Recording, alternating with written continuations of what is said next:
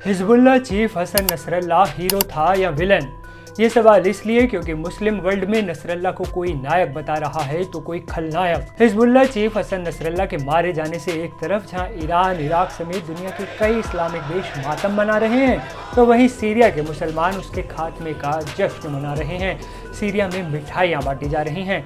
आखिर क्या वजह है कि अरब वर्ल्ड हसन नसरल्लाह के मुद्दे पर बटा हुआ है? दरअसल हसन नसरल्लाह को नायक मानने का सबसे बड़ा कारण था इजराइल के साथ उसकी दुश्मनी।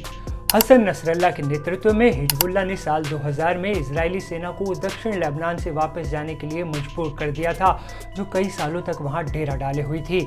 इसके बाद साल 2006 में नसरल्लाह के आदेश पर हिजबुल्लाह के लड़ाकों ने 33 दिनों तक इजरायली सेना के साथ जंग लड़ी थी।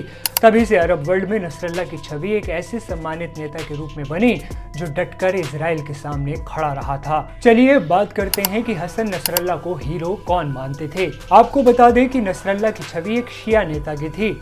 हिजबुल्लाह भी लेबनान का एक शिया मुसलमानों वाला संगठन और राजनीतिक दल है जिसे शिया देश ईरान का समर्थन है।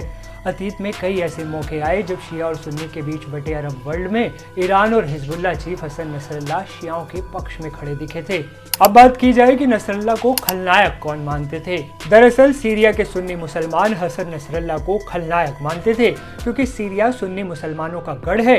यहाँ शिया मुस्लिम अल्पसंख्यक हैं, लेकिन साल 2000 में बशर अल असद सीरिया के राष्ट्रपति बने जो एक शिया मुस्लिम थे। करीब एक दशक बाद सीरिया के सुन्नियों ने शिया पक्षपात का आरोप लगाते हुए बशर सरकार का विरोध शुरू किया। वहां मार्च 2011 में इसी आधार पर गृह युद्ध छिड़ गया। तब हिजबुल्लाह चीफ हसन नसरल्लाह ने बशर सरकार के शासन को तख्तापलट से बचाने में मदद करने के लिए हिजबुल्लाह के हजारों लड़ाकों को सीरिया भेजा था, जिन्होंने बशर सरकार के खिलाफ विद्रोह करने वाले हजारों सुन्नी सीरियाई नागरिकों को मार डाला। इनमें बच्चे और महिलाएं भी शामिल थीं।